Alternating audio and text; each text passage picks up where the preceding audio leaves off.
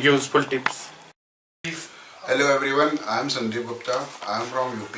I have qualified 2014 exam and now I am IPS in Jammu Kashmir cadre. I have done BTech in 2010 in mechanical engineering, and after that in 2011 I have started my preparations. I have taken partly coaching classes for a few things, like I have joined some test series also, and after that most of the studies I have done during my job. Earlier I was working in Indian Railways. So here I am available for some answers, whatever questions. Let me clarify that it is not कि खाली doctors और खाली engineers ही इसमें qualify करते हैं.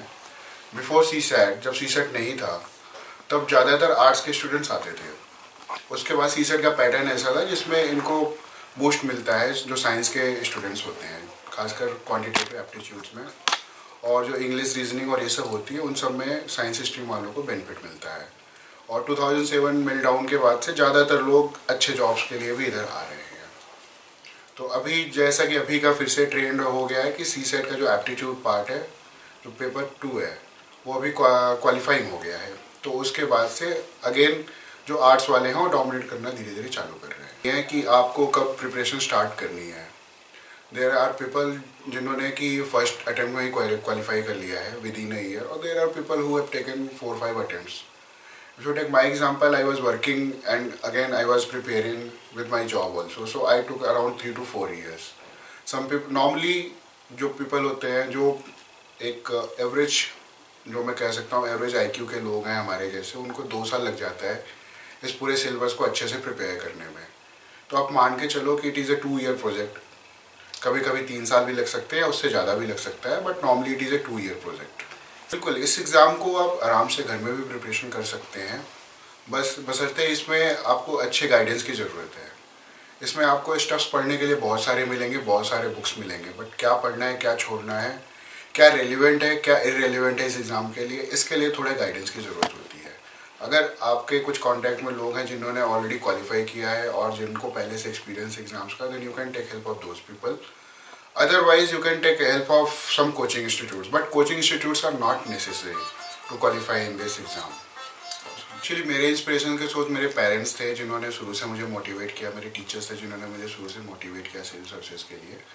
उसके बाद फिर मैं खुद को आइडेंटिफाई करने लगा फिर उन लोगों के साथ. मैं अपने फिर एस्पिरेशन उन्हीं के साथ जो कि सिविल सर्विसेज क्वालिफाई किए हैं उनके साथ देखने लगा अपने आप को धीरे धीरे. तो एक तरीके से आप कह सकते हो कि बचपन से ही लोगों ने मुझे मोटिवेट किया इस फील्ड में आने के लिए, तो मैं वहाँ से आया. ऐसा कोई यूनिक सोर्स नहीं जिसको कोई कैरेक्टर नहीं, जैसे सिंघम या कुछ भी, जिसको देख के मैं इस सर्विस में आया, तो ऐसा कोई सोर्स नहीं है. इनिशियली जब मैंने मेंस देना चालू किया था तब 2 सब्जेक्ट्स थे. मैंने पबैड और मैकेनिकल से दिया. उसके बाद फिर मैंने पबैड छोड़ दिया और मैकेनिकल से क्वालिफाई किया. फिर कि ये प्रिपरेशन जो है थोड़ी लंबी लड़ाई है, तो इसमें तैयार रहना चाहिए 2 से 3 साल के लिए, और इसमें हमेशा एक प्लान भी बना के रखना चाहिए, क्योंकि बहुत सारे लाखों लोग अपीयर होते हैं, उसमें बहुत सारे अच्छे कैलिबर के लोग होते हैं जो बहुत मेहनत भी करते हैं, पर कहीं ना कहीं इसमें किस्मत का भी रोल होता है. तो बेहतर है कि कुछ दिनों के बाद आप एक प्लान भी रखो कि ताकि अगर कुछ ना हो तो बैकअप में कुछ हो. बट एक चीज़ मैं कहूँगा कि अगर आप अच्छे से इस एग्ज़ाम की प्रिपरेशन कर रहे हो तो बाकी कोई भी जो सरकारी एग्ज़ाम है उसको निकालने में आपको प्रॉब्लम नहीं होगी. और दूसरी चीज़ मैं कहना चाहूँगा कि जो साइंस के स्टूडेंट्स हैं, आप आर्ट्स के सब्जेक्ट्स लेके अच्छे से प्रिपरेशन कर सकते हैं अगर आपकी राइटिंग स्किल अच्छी है. तो अगर आपकी राइटिंग स्किल अच्छी है, मतलब आप बचपन में ऐसे लिखते हैं या आपके ऐसे आपने बाद में प्रैक्टिस किए हैं जहाँ पे आपने अच्छे ऐसे लिखे हुए हैं, या आप कुछ शॉर्ट स्टोरीज या नॉवेल्स या कुछ भी लिखते हो, पढ़ते हो, अगर इस तरह के काम करते हो, अगर आपकी राइटिंग स्किल डेवलप है अच्छे से, तो आप आर्ट्स के सब्जेक्ट अच्छे से कर सकते हो. बट अगर ऐसा नहीं है तो फिर साइंस के सब्जेक्ट आपके लिए फ़ायदेमंद रहते हैं, क्योंकि उसमें ज़्यादा ऐसे लिखने की ज़रूरत नहीं पड़ती है इस तरीके से.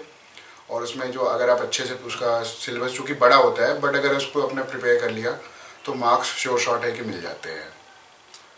और बाकी इसके अलावा बस मैं यही कहूँगा कि आप लगन से लगे